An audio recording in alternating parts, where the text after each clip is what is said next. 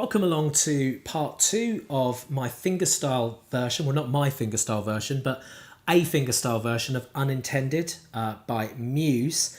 And just to let you know that there isn't tab for this one at my website because it's not my arrangement. You can get it by searching for a book called Solo Pieces for Acoustic Guitar Volume 2, and it is in there. It's a great book. It's been a huge influence on my fingerstyle playing, and it really is a challenge. It is the most challenging song I've ever taught through a video lesson.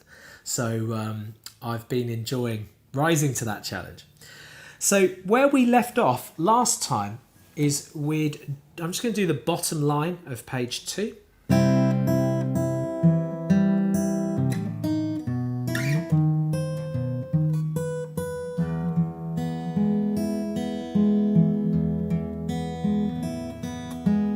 And then I mentioned that it says DSL Coda. So there is a symbol on this music and it is in bar 5. And what that means is you're going to go to that symbol until you see to Coda written above the music. So going to that symbol basically means playing through what we learnt in video 1. So I am going to do that join just so you can hear it all put together. And then I'm going to tell you when we're going to the Coda after that. All right, so I'll go from the same place, that's C, and then I'll go through to the symbol.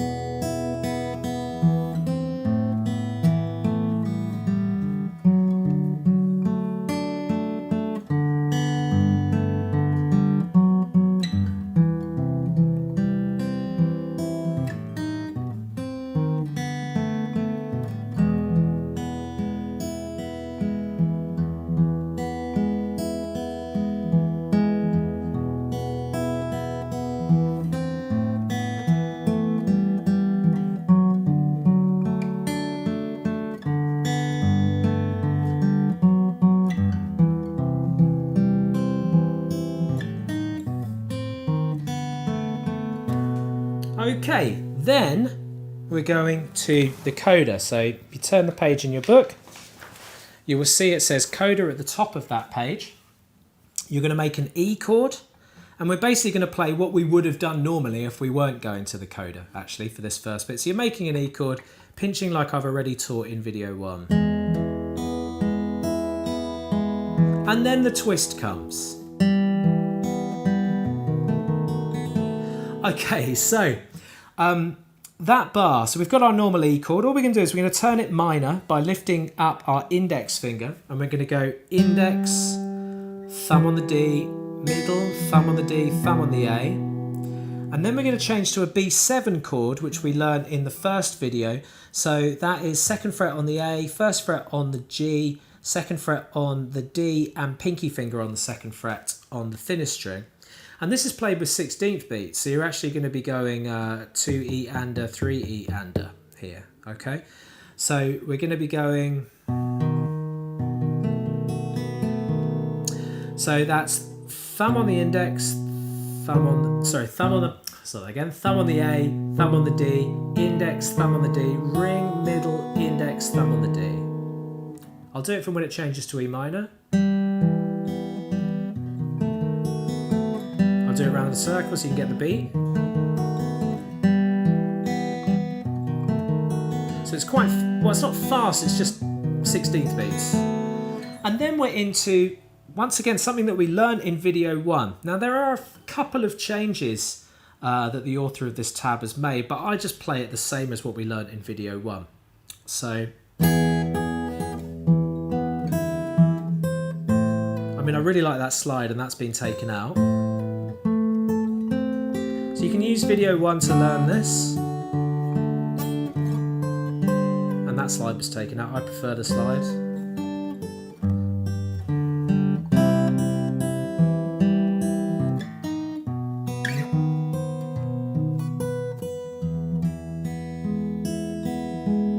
Okay, now, very important part to note on the music here. You've got a bracketed 1 written above. So that means playing this part again, which we've already learned in video 1. And then there's a repeat symbol, 2 little black dots written at the end of that bar, which means we go back to the last time we saw a repeat symbol, which is the 3rd bar on this page. Okay, so top of the line, 3rd bar. And we're then going back to... Okay, so I'll do the join from that G style chord. So we've got this.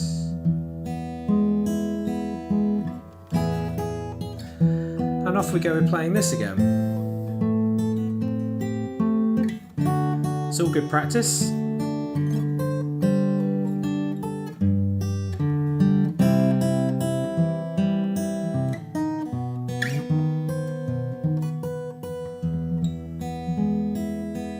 Now this time, now we've done the repeat, we miss out bracketed 1 and we go to bracketed 2. So leave the same chord down, it's just the fingering is different. So we go thumb on the thickest, ring, thumb on the A, ring, thumb on the D, ring, thumb on the D, then thumb on the A. All the while making that 7 and 6 on the A and the D string. Now we're into the very ending of the song. Okay, do not be fooled thinking this is easy. This is one of the most challenging changes in the whole song, this part. So you're going to go open on the A string, and while you're doing that, make a bar on the bottom 3 strings on the 5th fret, and then ring, index. And while you're doing that, bring the ring finger onto the 7th fret on the D string. So this is making a D minor. Then middle index, so it's...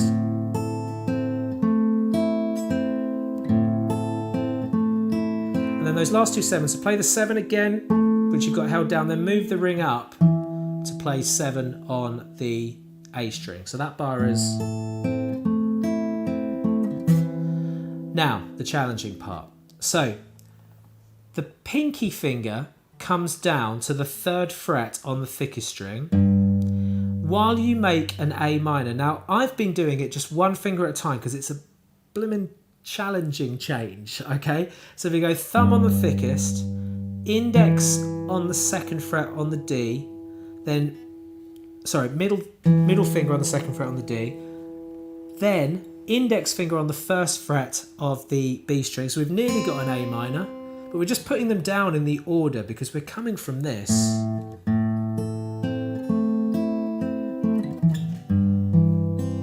So I'm not trying to get the whole chord down. I'm just getting that down first, treating that as a victory, then this one down, treating that as a victory, index, and finally ring, completing the A minor shape. And then the pattern for this, once you've got it, is thumb, thumb on the D, middle, index, ring, middle, index, thumb on the D. And leave that A minor shape down, bring your thumb over the top, come to the thickest string on the 1st fret, do the same pattern. Then this next bar is the same pattern, but just lift up the index of your A minor. Then lift up the thumb completely, so you've just got this 2nd fret on the D and G string. It's a wonderful change. Then you do that again. And the very last 2 bars, you're just going to lift up the ring finger, put the index on the 1st fret on the G string now. It's like we had with an E chord. Then ring, middle, index, thumb. So I'll do that join from repeat 2 into the ending for my sins because it's blimmin' challenging. So here we go.